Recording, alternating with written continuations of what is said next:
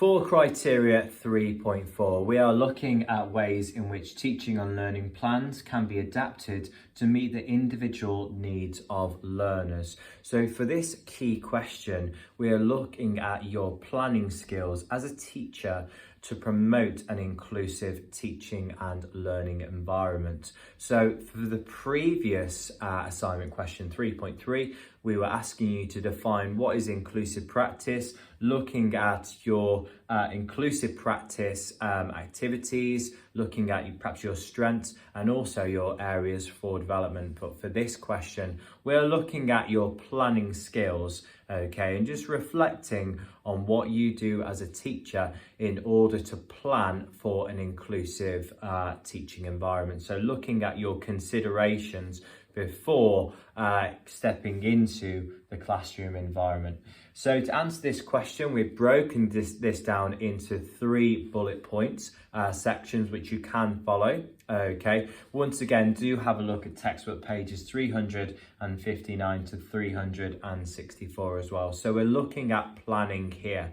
So in terms of your lesson planning skills, what are the different considerations you need to make when planning your own lessons in order to promote an inclusive teaching and learning environment?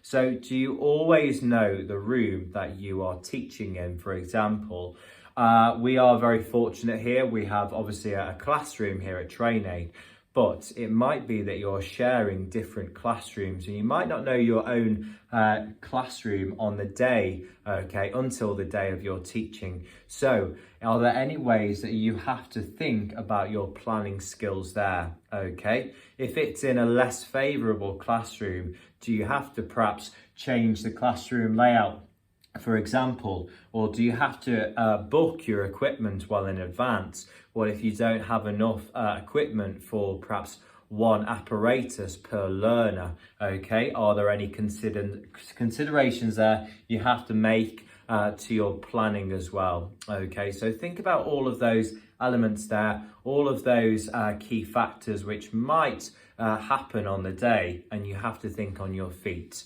Furthermore, what information is provided to you prior to teaching?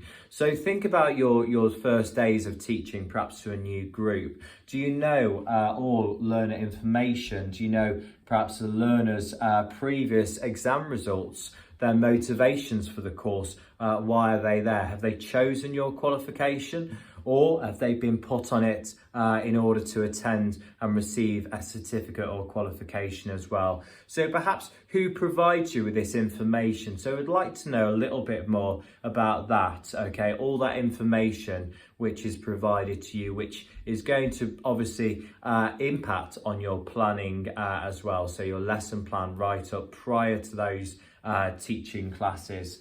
And finally, the final element here is, do you use any contingency plans within your teaching and training?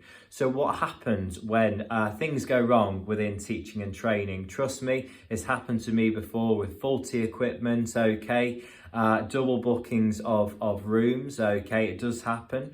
So what contingency plans do you have in place, okay? So perhaps here reflect on a minimum of 2 to 3, perhaps contingency plans that you use within your own teaching and training, okay? So do you have activities already set up just in case of perhaps faulty IT equipment, for example? If learners are not simply taking to an activity, what do you have instead? Okay, so we'd like for you to reflect on some contingency plans that you have within your teaching practice. So perhaps reflect on a minimum of 2 there. So once again, for this section, we are looking at planning and also inclusion. But once again, do have a look at textbook pages 359 to 364 for some more information on how to promote inclusion within your own teaching practice.